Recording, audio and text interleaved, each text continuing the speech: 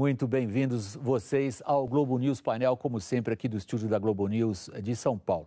Você que nos acompanha, eu tenho a certeza que você não precisa de economista, jornalista, ministro, qualquer um para dizer para você que a economia brasileira não está indo bem.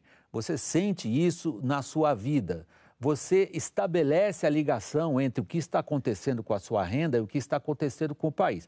Alguns dizem que você que nos acompanha, estou falando em termos gerais, não especificamente do público do Globo News Painel, que as pessoas no Brasil em geral ainda não estabeleceram a ligação entre o que acontece na vida delas e o que os políticos fazem lá em Brasília. Mas essa é outra questão. A que eu quero pegar neste programa é o argumento do governo brasileiro para explicar a situação da economia que você, que nos acompanha no Globo News Painel, vive no seu cotidiano. O governo brasileiro diz que a situação internacional é o item primeiro para tentar entender por que a economia brasileira está estagnada, com inflação alta, juros altos e você perdendo renda. Esse argumento procede? 3 são os nossos convidados para começar o programa com essa proposta. Eles são Ingo Plöger, que é presidente internacional do Conselho Empresarial da América Latina. Está conosco também Alexandre Schwartzman, economista, consultor e professor do INSPER. E o nosso terceiro participante é Ilan Goldfein, que é o economista-chefe do Itaú Unibanco Holding. Aqui vai a minha saudação especial a você, o ouvinte da CBN, que nos acompanha todos os sábados à noite. Ingo, é recorrente na argumentação do governo, quando explica o atual estado da economia brasileira, reiterar que isso se deve à situação da economia internacional. O argumento procede? Ele procede só em algumas partes. Então, certamente, nós temos uma situação cambial que tem uma influência internacional, nós temos uma demanda dos nossos produtos internacionais, que tem uma expectativa de preços e de... Está caindo, né, na verdade? E a queda de preços, de um lado, demanda em queda de volumes. Por outro lado, a energia em queda, que favorece e desfavorece. Existem fatores, sem dúvida, que influenciam o Brasil. Mas a nossa situação interna, principal, não se deve a esses fatores. Vamos ver a opinião primeiro do Alexandre e depois, em seguida, a mesma pergunta para o Ilan, Alexandre. Procede o argumento do governo? Não, não procede. Acho que tem alguns aspectos, mas de maneira geral não procede. O Brasil, obviamente, não é uma ilha. Nunca foi, nem será, né? Então, houve algumas coisas que, de fato, acabaram prejudicando um pouco mais. Recentemente, né, teve uma queda do preço de commodities, né? Minério de ferro caiu, né? O próprio petróleo vem caindo. Mas, enfim, isso tem alguma influência, mas a grande verdade assim, é que outros fatores não mudam muito, né? Para começar, se a gente for olhar o que está acontecendo no desempenho do crescimento mundial, que foi nos últimos 4 anos, ele é praticamente idêntico ao crescimento mundial dos 4 anos anteriores. Pós-crise, né? Pós-crise. Se olhar a produção industrial, é uma coisa também bastante parecida. A gente, olha, põe isso na balança. Põe também o fato na balança que o Brasil é uma economia, não é isolada, mas é uma economia que transaciona pouco com o resto do mundo, né? Exportação e importação dá uns 20% do PIB.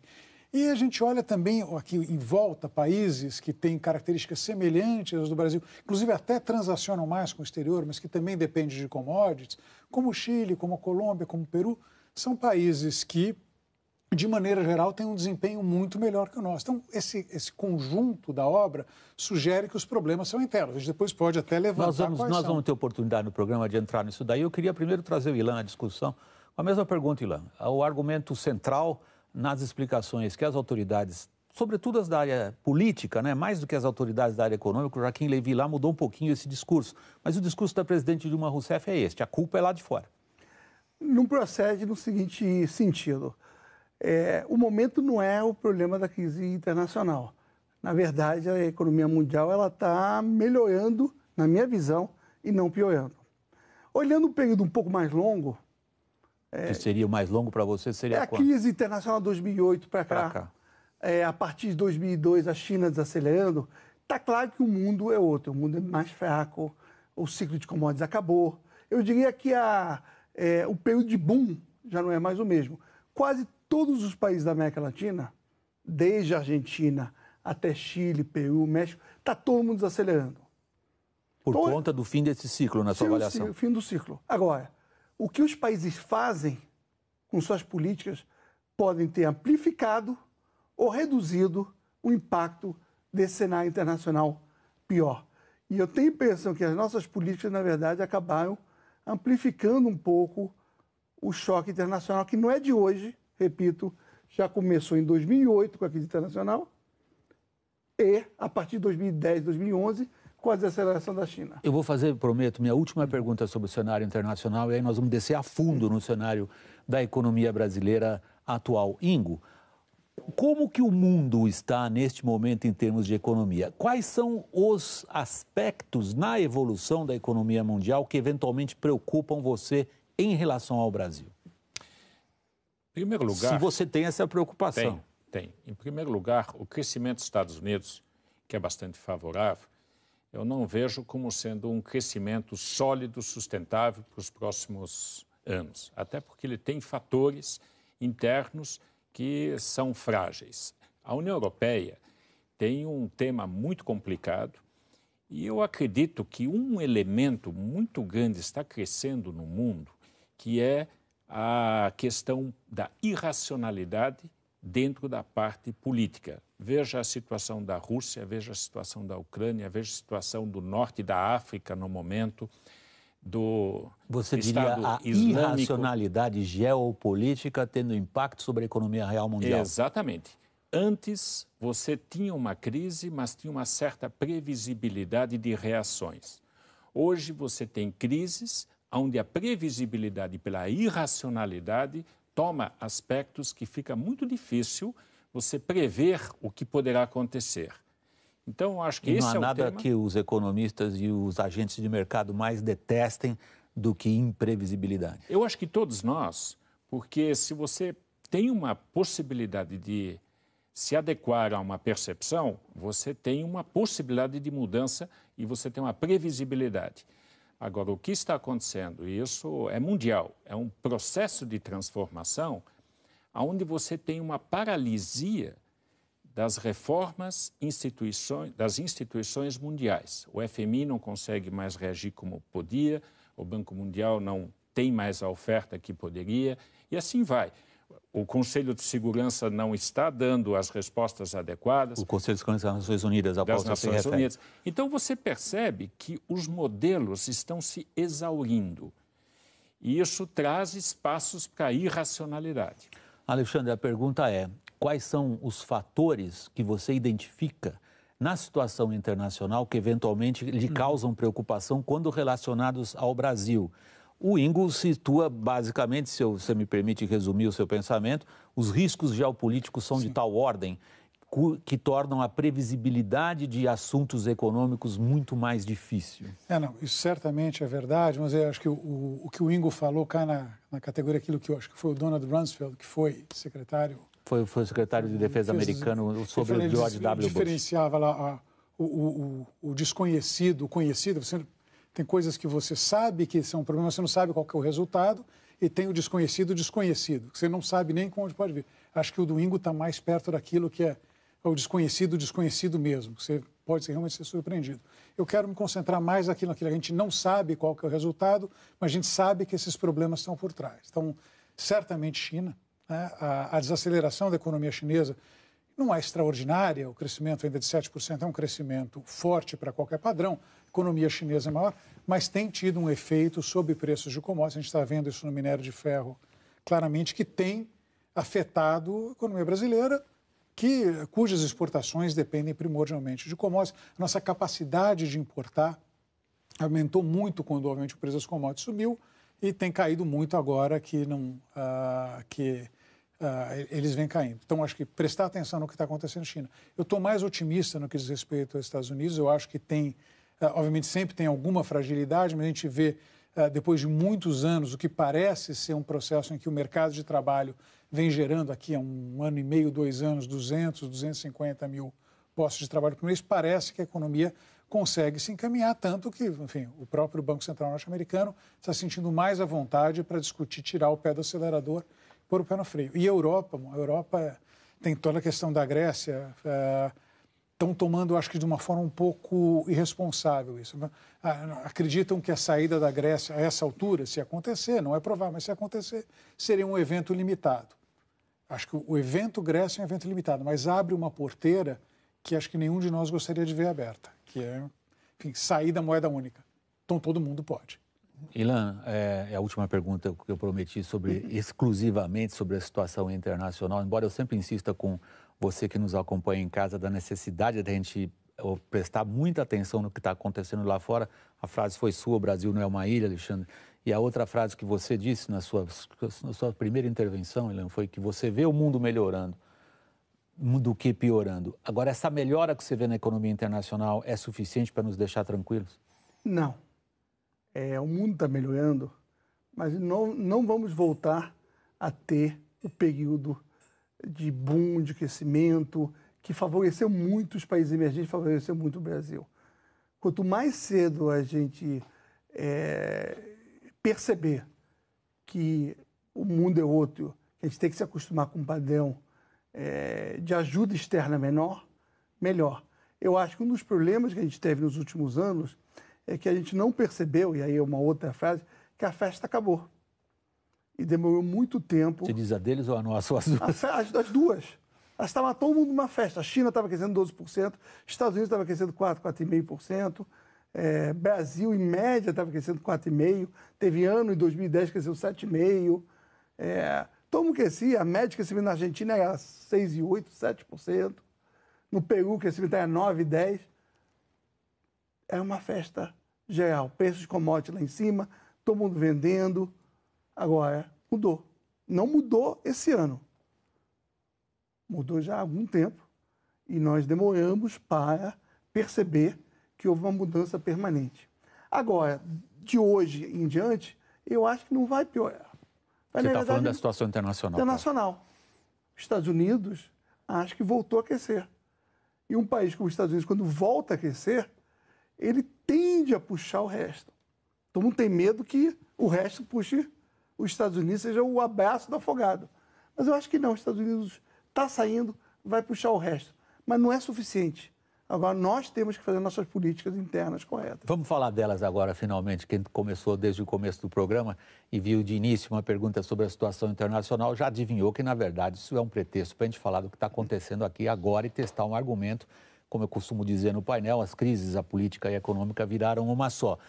A festa acabou, a gente não percebeu, Ingo? Como é que alguém pode ser tão cego e surdo? Pois é, ela acabou, uma parte percebeu, outra parte não quis perceber, por muitas razões.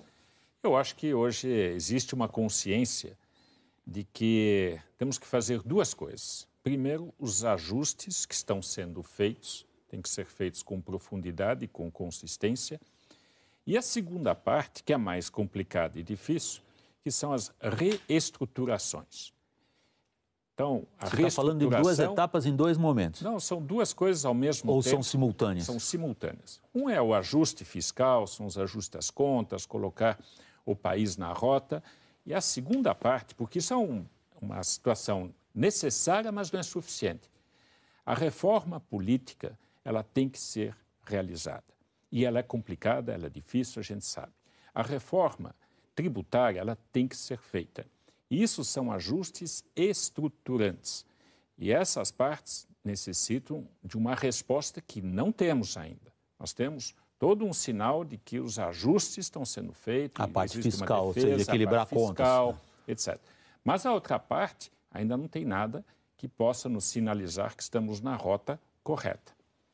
Alexandre, a festa acabou e a gente não percebeu? Não, acho que a gente não percebeu muita coisa. Eu tenho dito há algum tempo que o que nós estamos observando hoje é resultado de um diagnóstico equivocado que foi feito lá atrás. Em algum momento, em 2010 ou 2011, tinha um diagnóstico que quando o Brasil começou a desacelerar o crescimento depois do 7,5% que o Ilan mencionou, em 2010, começou a desacelerar, a reação do governo está faltando consumo, está faltando demanda. E eu vou fazer o que for necessário para arrumar a demanda. Então, vamos dar estímulo de crédito para o consumo. Vamos dar estímulo de crédito para as empresas via BNDES. Vamos baixar o juro. e nada disso funcionar, a gente também vai aumentar o gasto público, que a gente vai fazer aquele conjunto de políticas que vão fazer com que a demanda cresça e vai levar o país adiante. E tudo foi feito. Se a gente for olhar assim, não houve uma expansão de gasto federal com paralelo no que aconteceu nos últimos 4 anos. O desarranjo das contas a que o Ingo estava se referindo, ele foi gestado nesses últimos 4 anos. Até lá, nós tínhamos as contas razoavelmente em ordem. Né? A gente teve um aumento extraordinário do volume de crédito do BNDES, que foi gestado nos últimos 4 anos. Tudo partindo do mesmo diagnóstico. O diagnóstico era falta consumo, falta demanda. Esse diagnóstico estava errado. O que faltava era produtividade.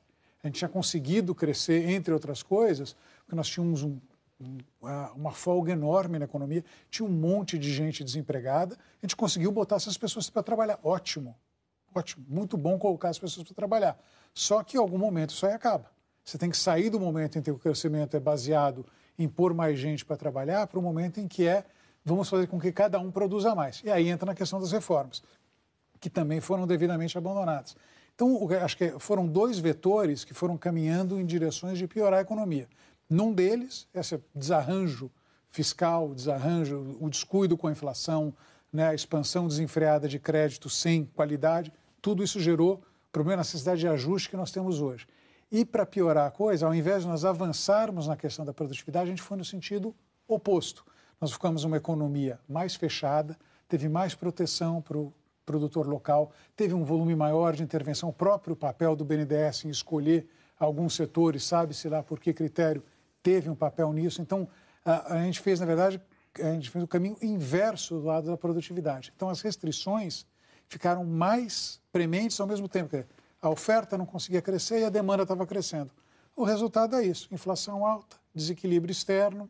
Agora a gente tem que corrigir. As 2 intervenções foram muito ricas em linhas, em argumentos, em situações, Ilan. Se eu tentar colocar uma linha, um traço que as una, seria a afirmação de que apenas um ajuste não é suficiente. Mas a minha pergunta é, esse ajuste, vamos pegar só ele por enquanto, pelo menos este lado está andando? A resposta sim, e eu vou qualificar. Primeiro, não é um ajuste. O que o Brasil está fazendo esse ano é pelo menos 3, 4, até 5 ajustes. O ajuste fiscal. O ajuste que a gente chama quase fiscal, que tem a ver com créditos excessivos de bancos públicos. A declaração, por exemplo, do Joaquim Levy no Senado, na quarta-feira, dizendo que os juros vantajosos subsidiados vão acabar. Esse é o segundo ajuste. É isso que você se refere. Exatamente. Terceiro, realismo tarifário. Congelou gasolina, Energia. diminui de uma forma não permanente, energia elétrica teve que subir depois, e vários dos preços tiveram agora que voltar a subir. Esse é o terceiro ajuste. O quarto ajuste é balanço de pagamentos, conta corrente. Tem um déficit de 4% do PIB que tem que diminuir para 2,5%, 2%, dependendo do analista que você falar. De 4 para 2, o câmbio tem que depreciar. Esse é o quarto ajuste. E tem várias coisas acontecendo. O problema é que o Brasil foi obrigado a fazer os ajustes todos ao mesmo tempo ao longo desse ano. Você me pergunta, está no caminho certo? Eu digo, tá, se for possível implementar. O custo Na de verdade, fazer... você está dizendo que não é o caminho certo, é o caminho único. É o caminho único, mas pelo menos a gente deixou de andar para o lado contrário do único caminho possível. Está andando o ajuste, Ingo? Tá. Eu acho que está e a dificuldade evidente é da implantação sucessiva. As resistências estão aí para... E não é só na área política, mas também na área empresarial, aqueles que estão sendo atingidos reagem, etc. Então, a adequação desse ajuste, ele tem que ser muito bem discutido, porque quando a gente fala na parte das estruturações e das reformas, ao mesmo tempo, nós temos que iniciar um debate profundo das cadeias produtivas globais do Brasil e a sua inserção internacional. Algumas coisas nós estamos fazendo de tal ordem que a gente está se catapultando para fora do mercado internacional, onde nós temos grandes competências. Então, isso tem que ser recolocado. É por isso que a reforma ela é fundamental. Nós temos hoje situações tributárias que são um absurdo. Não é? Então, dentro da reforma tributária, a vocação brasileira, a competitividade brasileira tem que estar dentro desse objetivo. Por exemplo, parar de taxar exportador, é isso que você está pensando? Esse é um ponto. Nós temos cadeias produtivas longas. Então, muitas vezes se diz que o Brasil é fechado porque a exportação versus importação dividido pelo PIB é baixo. Mas é similar aos Estados Unidos, porque as nossas cadeias produtivas são longas. Se você pegar o agronegócio, por exemplo, é uma cadeia produtiva longa. A Coreia não tem isso. Né? Singapura não tem isso. A China, Estados Unidos e nós temos isso. A mesma coisa com a parte dos metais, dos recursos. Então, existem temas que nós temos que repensar e recolocar dentro da pauta correta. O terceiro ponto é o que o Alexandre comentou, que é a parte da exportação. Nós perdemos mercados de exportação de produtos beneficiados. A América Latina é um ótimo exemplo, os Estados Unidos é um ótimo exemplo, onde 80% das exportações para esses países são de bens manufaturados e que é valor agregado, que é indústria, que é serviço, que é tecnologia embutida. Perdemos. Não é que perdemos tudo, mas perdemos relativamente. Então, temos que retomar esse assunto. Isso... Você está colocando uma pauta de médio a longo prazo, enquanto nós estamos olhando para o umbigo a curtíssimo prazo. Mas as coisas começam com o primeiro passo na direção certa. Se você colocar o primeiro passo na direção errada, o médio e longo também não é visto. Então, os ajustes que estão sendo feitos têm que ser feitos. Eu vou dar um pequeno exemplo. O Ilan falou que nós temos que tirar os subsídios, etc. Dos créditos dos bancos oficiais. Por exemplo, na parte da inovação, todos os países que buscam tecnologia embarcada dentro de seus produtos colocam os processos inovadores num juros privilegiados. E nós não podemos fazer coisa diferente. Então, existem capítulos onde isso é justificado. Deixa só um comentário, que foi o Joaquim Levy que fez esse comentário. Foi, eu citei. Eu citei o ministro da Fazenda no Senado. Falei, mas eu acho que o período de dinheiro fácil, dinheiro abundante, acabou. E foi a frase dele. Porque, na verdade, não era só para... Era para qualquer um, né? Então, infelizmente, não para mim, mas eu também gostaria que fosse. Alexandre, para você vai a primeira pergunta logo depois do intervalo. Nós vamos ficar um pouco mais ainda no ajuste e ver em que medida ele é necessário, todos vocês o qualificaram como tal, mas ele está sendo suficiente. Nosso intervalo dura um instantinho. Fiquem conosco. Até já.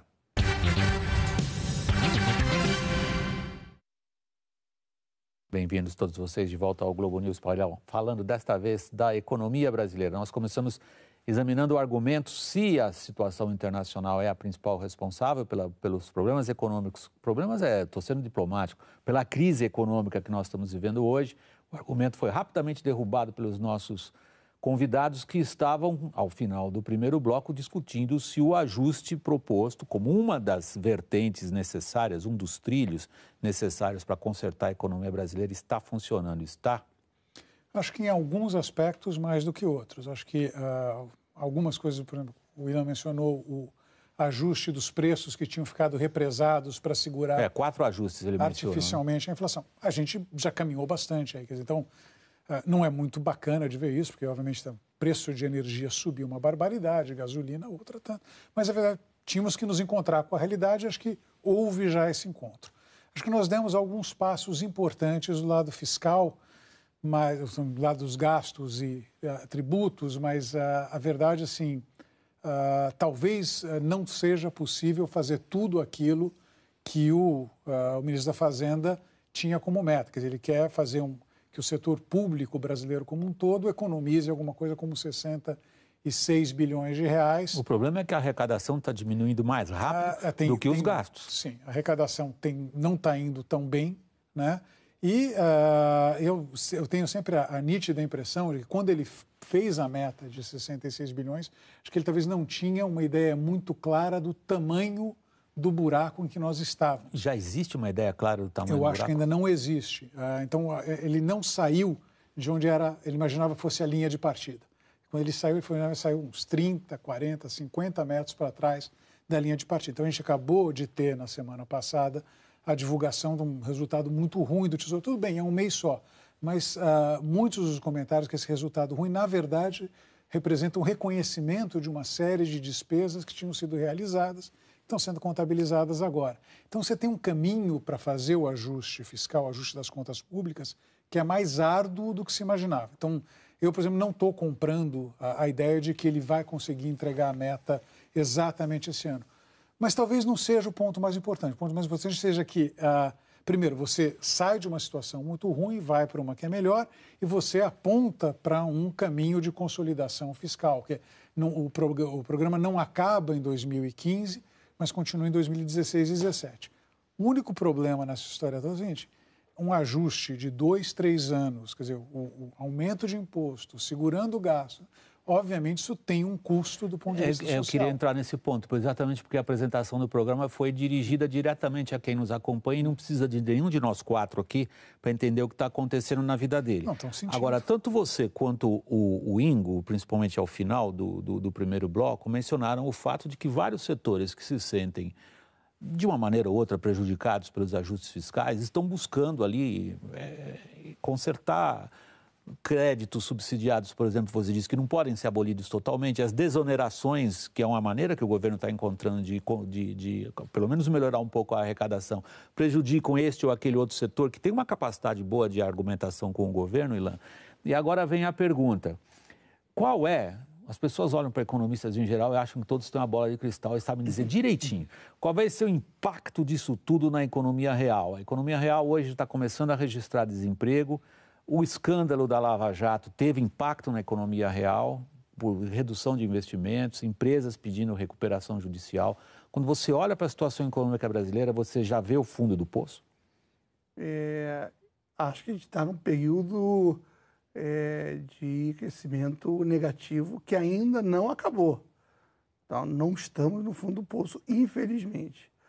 Acho que a gente está caminhando em termos de políticas de ajuste no caminho certo, mas, infelizmente, ainda não atravessamos o pior momento. Acho que esse trimestre agora, que começa em abril, vai ser talvez o trimestre mais difícil.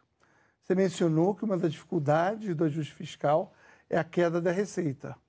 Isso é típico... De todos os entes, municípios, estados e federação. Mundo. Isso é típico do que a gente chama de ajustes procíclicos. Você aperta o cinto quando a economia está fraca. E você tem que fazer isso, não porque você resolveu fazer agora no momento errado, mas porque você podia ter apertado o cinto no momento onde você podia e não fez, e você está sendo obrigado a fazer esses ajustes que eu falei, todos eles são de aperto de cinto, num momento difícil. Tem outros exemplos no mundo, voltando um pouco para a parte internacional, que foram feitos em momentos difíceis, que é o caso da Europa, e gerou todas as consequências difíceis. Que é uma enorme discussão teórica entre economistas sobre tudo. Sobre isso. As pessoas discutem, dá para fazer todo o ajuste, é um momento ruim, mas em alguns países não tinha opção. Alguns países conseguiram, a gente está vendo a Espanha saindo, outros... A Irlanda também. A Irlanda também. Outros pareciam que estavam andando com os ajustes, mas houve eleição na Grécia. E nós? E nós temos que atravessar um período difícil, e o grande ponto de interrogação não é se os ajustes estão no caminho certo, mas se é que a gente consegue implementar os ajustes nesse momento mais difícil. Você está falando de política, Alexandre? Não, eu acho que é a mesma coisa. Eu quero só chamar a atenção que começou a aparecer uma ideia, tem sido assim divulgada por alguns economistas, de que o mercado impôs o ajuste a presidente da República. Não, é pior ainda. Estão dizendo que isso daí é uma manipulação das finanças dúbias internacionais impondo sobre o Brasil. No limite disso daí estão aquelas declarações estapafúrdias, burras, trogloditas, dizendo que é coisa da CIA. Então, não chega a ser exatamente... Não, está quase lá, hein? Não, assim, perdão, é de um cretinismo atroz, não tem outra definição para isso. Quer dizer, você ouve economistas falando, não, a presidente se rendeu ao mercado. Não se rendeu ao mercado, não foi ao mercado. O mercado não tem esse poder todo. O que rendeu foi o seguinte, deu com os burros na água. As políticas econômicas que foram adotadas nos últimos 4 anos nos levaram ao que nós vimos no ano passado. Sem crescimento, inflação alta, o déficit externo que o Ilan mencionou, que é 90 bilhões de dólares, 4% do PIB. Era claramente, estávamos numa situação insustentável. Então, a gente vai ter que transformar a situação insustentável numa situação sustentável. podia ter sido feito antes. A gente podia ter começado a botar as contas públicas em ordem em 2011, podia ter trazido a inflação para a meta em 2011 e 2012, se o Banco Central não tivesse resolvido bancar um engraçadinho que sabia mais do que todo mundo e começar um processo irresponsável de redução de juros quando não podia.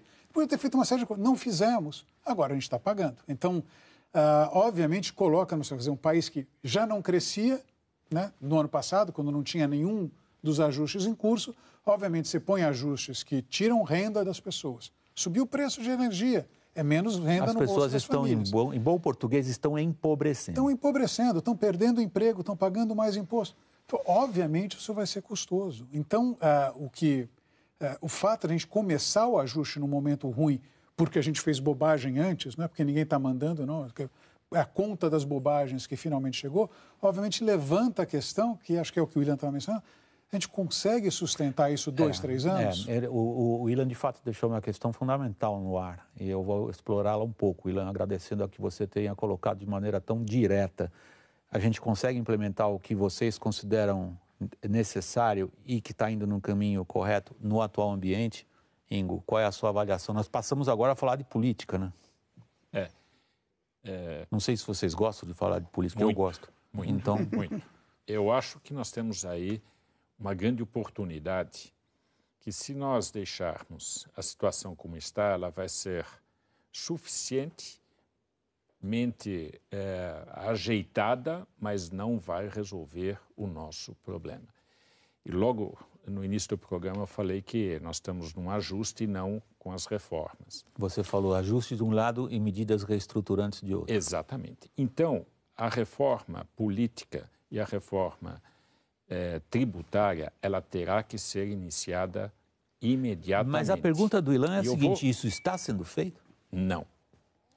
Está se ajeitando, tem a OAB com um projeto, tem o Congresso com outro, a presidente falando que vai encaminhar, mas até agora não encaminhou. O que as ruas estão nos dizendo? As ruas estão nos dizendo, assim não dá. Eu quero uma mudança. E certamente, em abril próximo, vamos ter as próximas demonstrações, vai ter muito mais reforma política já. E isto é uma necessidade, porque dentro dessa perspectiva, nós temos que fazer as reestruturações com uma perspectiva de melhora do processo político brasileiro, do processo tributário, das transparências. Isso é o que a população está pedindo.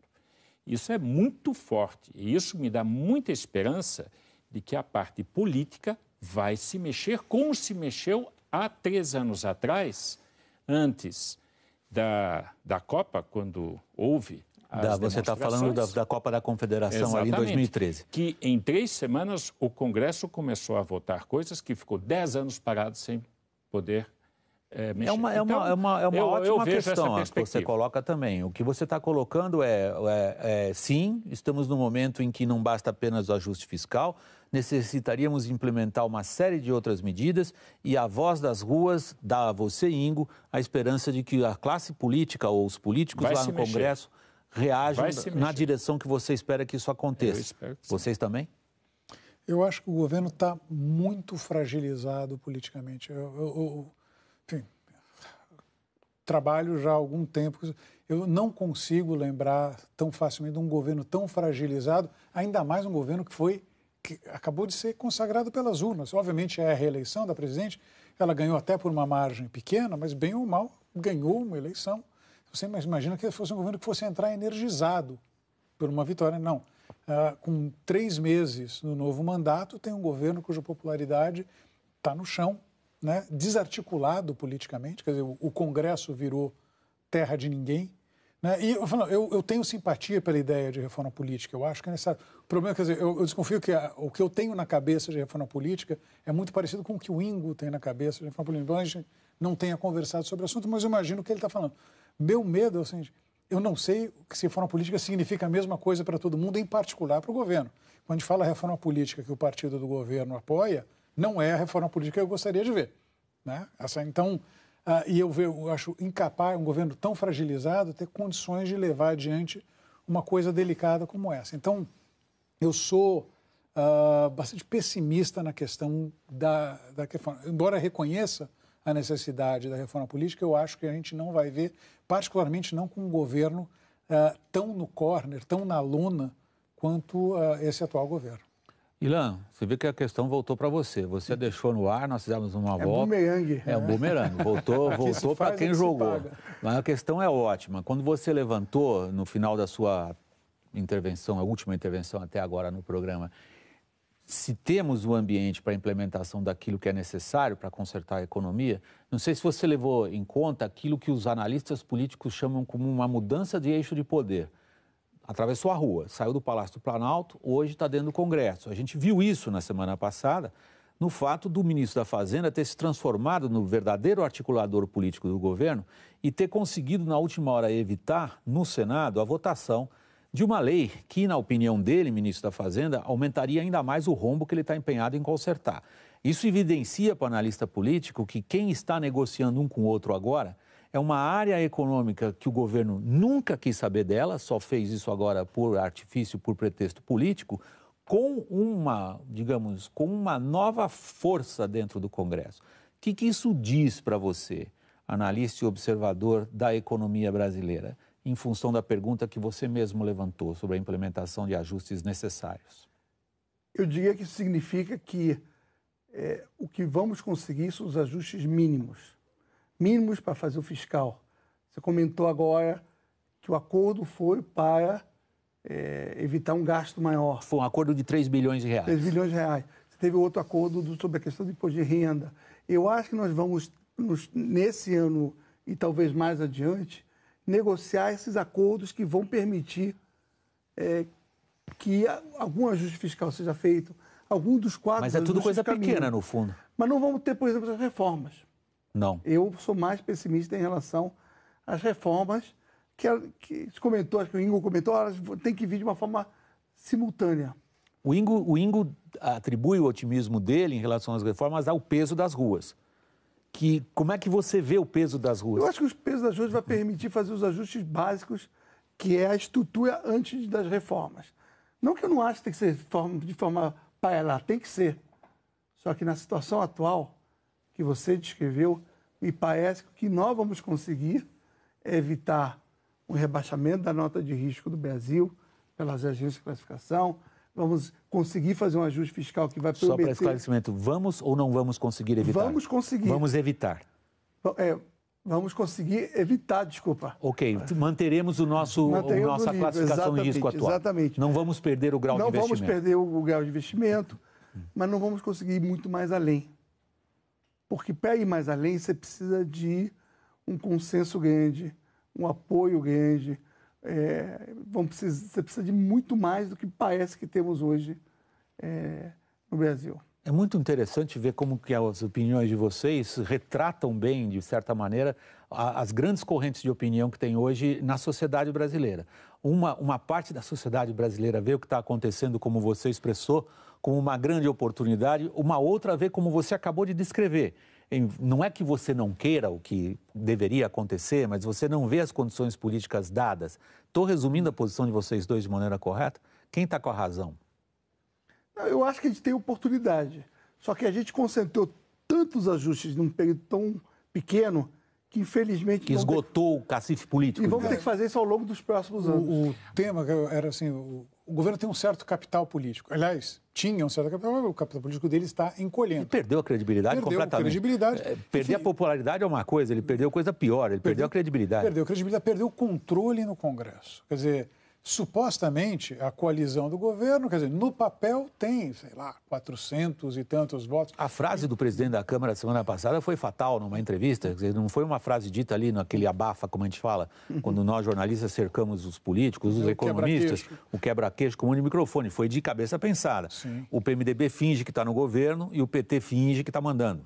Exatamente. Então, um governo que, quer dizer, acho que na prática mesmo, ele está controlando 150 votos no Congresso. Ele não tem condições, acho que ele não tem capital político para embarcar numa coisa da complexidade, por exemplo, uma reforma política, ou mesmo uma reforma tributária, que eu também concordo, é essencial. Mas, assim, governos mais bem articulados tentaram isso E não conseguiram, porque são temas complexos. Um governo que está desmoralizado, que controla uma fração do Congresso, eu vejo muita dificuldade em avançar uma agenda. Pode até ter pressão das ruas, eu acho que vai ter, embora seja talvez um pouco mais difusa, porque não sei se também toda a população tem a mesma ideia de reforma política, a mesma ideia de reforma tributária, mas o atual governo acho que não tem a menor condição, o capital político dele dá para fazer o ajuste, mas você vai consumir teu capital nisso, não vai ser na reforma. Eu tenho uma outra percepção. Eu fiquei muito impressionado nas últimas manifestações, onde você via brasileiros vestidos de amarelo e de nenhuma outra cor. Isso significa que a população vê o momento da parte política do nosso Brasil se movimentar numa direção de mudança para valer. Isto vai aumentar. Então, e vai aumentar de uma maneira pacífica. Vai aumentar de uma maneira de uma pressão para dizer mude porque nós queremos. Isto é muito forte. Se o governo não tem a condição, se o Congresso não tem a condição, se o Judiciário não tem a condição, os três juntos têm uma condição de encaminhar uma proposta para um grupo de brasileiros absolutamente capacitados para escreverem um projeto político para os próximos 20 anos e submeterem isto à população. Então, não é nem a presidente que encaminha, não é nem o Congresso que encaminha, mas são alguns que eles mesmos poderiam estar selecionando como notórios, independentes, que possam transcrever isso. Outros países também já fizeram isso. Então, existe um projeto de nação que está, no momento, nascendo. Se a parte política entender que isso é um projeto de nação, ninguém perde, todos ganham. O que o Ilan e o Alexandre acho que estão dizendo nas entrelinhas é que a classe política não entendeu de jeito nenhum esse projeto de nação. Aliás, uma das coisas que vocês comentaram no começo do programa é que parte das respostas políticas às demandas não eram suficientes. Não, eu acho que a necessidade da reforma política surge exatamente dessa percepção que há um certo divórcio entre a população e seus representantes, entre representados e representantes. Então, em várias dimensões, que a gente sabe, por exemplo, a questão do voto proporcional. Quer dizer, tem deputado na Câmara que não teria voto para ser vereador em São Paulo, ou vereador numa cidade... Ou coligação em votação proporcional, isso, um absurdo. Isso daí. Então, a gente sabe, a gente tem questões de limitação no teto de representação e no a cláusula de barreira que foi abolida pelo STF. Pois é. Então, você tem... Então, me parece que o sistema político que está construído, ele não reflete adequadamente a população. Eu acho que esse é o obstáculo. Até por isso que nós precisamos de uma reforma política. Mas aí que a gente entra a contradição da história. Quer dizer, será que vocês, economistas, se tornaram mais céticos do que o presidente de um conselho empresarial por postura filosófica? Economista é sempre cético, né? Não, mas eu acho que onde é que está o meu otimismo, pelo menos? Eu acho que as instituições estão resistindo, estão trabalhando, estão dentro da democracia.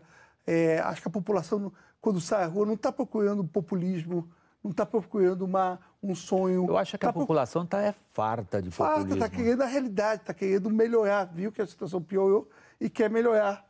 Eu acho que a gente tem uma frase em espanhol que é interessante. Eu acho que antes a gente estava, em espanhol, estávamos bien, pero íbamos mal, e agora estamos mal, pero vamos bien. Não necessita tradução, eu acho. Eu acho que a gente está caminhando no caminho certo. Tem investigações, eu acho que vai levar para um país melhor. Tem uma indignação, vai levar para uma... Tem políticas duras, vão levar para uma economia melhor. A questão é que esse período, do jeito que a gente está fazendo os ajustes, que está precisando, é bem doloroso e significa um período bem duro para a população. Eu estou chegando ao final do programa, eu não vou fazer o que eu sempre faço, que é aquela perguntinha bem capciosa no final, que obriga vocês que têm raciocínios sofisticados e precisam de tempo para construir ou responder aquilo numa manchete. Eu vou formular o que eu acho, se vocês tiverem de apoio, vocês votam a favor e a gente termina o painel. Eu acho que, no fundo, está tudo na nossa mão. A sociedade brasileira, se entender o que quer e o que pode fazer, pode sair desse buraco em que estamos. Os senhores estão de acordo? Sim. Tem meu voto. Tem meu voto também. Eu espero que você que está em casa também pense nisso, que as coisas estão nas nossas mãos e não há nada inevitável que que a gente não possa fazer por nós mesmos. O painel está terminando, eu queria agradecer aqui no estúdio da Globo News de São Paulo aos nossos 3 convidados, começando com Ingo Plöger, presidente internacional do Conselho Empresarial da América Latina. Agradeço a Alexandre Schwartzman, economista, consultor, professor do INSPER. E em terceiro lugar, meus agradecimentos vão a Ilan Goldfein, economista-chefe do Itaú Unibanco Holding. Meu muito obrigado a você que nos acompanha até aqui. Não se esqueça, se você quiser rever este painel ou qualquer outro programa da Globo News, por favor, acesse o Globo News Play. Vamos agora, como sempre fazemos, aos outros fatos e imagens que marcaram a semana e boa Páscoa para todo mundo. Até logo.